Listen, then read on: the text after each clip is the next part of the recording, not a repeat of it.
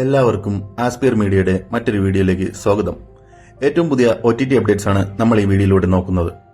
അതിൽ ആദ്യത്തെ അപ്ഡേറ്റ്, വിഷ്ണു ഉണ്ണികൃഷ്ണൻ നായകനെ എത്തിയ മിക്സഡ് അഭിപ്രായങ്ങൾ നേടിയ തിയേറ്ററുകളിൽ വിജയിക്കാൻ സാധിക്കാതെ പോയ ഇടിയൻ ചന്തു എന്ന campus family action thriller Malayalam സിനിമയെക്കുറിച്ചാണ്. ഇപ്പോൾ ഈ സിനിമ ആമസോൺ പ്രൈമിലൂടെ റിലീസ് ചെയ്തിരിക്കുകയാണ്.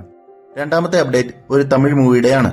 പ്രഭുദേവ, സണ്ണി ലിയോൺ, വേദിക എന്നിവർ അഭിനയിച്ച മോശമല്ലാത്ത അഭിപ്രായങ്ങൾ നേടിയ പേട്ടറാപ്പ് എന്ന musical action comedy Tamil cinema ഇപ്പോൾ ആമസോൺ പ്രൈമിലൂടെ തമിഴ്, ഹിന്ദി, കന്നഡ ഭാഷകളിൽ OTT റിലീസ് ചെയ്തിരിക്കുകയാണ്.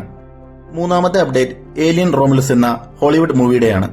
തിയേറ്ററുകളിൽ മികച്ച അഭിപ്രായം ലഭിച്ച ഈ ചിത്രം 342 മില്യണ് മേലെ കളക്ഷൻ നേടിയിരിക്കുന്നു. ഇതൊരു ആക്ഷൻ ഹൊറർ സയൻസ് ഫിക്ഷൻ മൂവിയാണ്.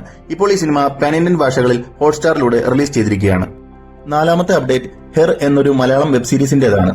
പാർവതി, ഉർവശി, രമ്യ നമ്പീശൻ എന്നിവരെ കൂടാതെ വലിയൊരു താരനിര അണിനിരക്കുന്ന ഏറ്റവും പുതിയ മലയാളം വെബ് സീരീസാണ് ഹെർ.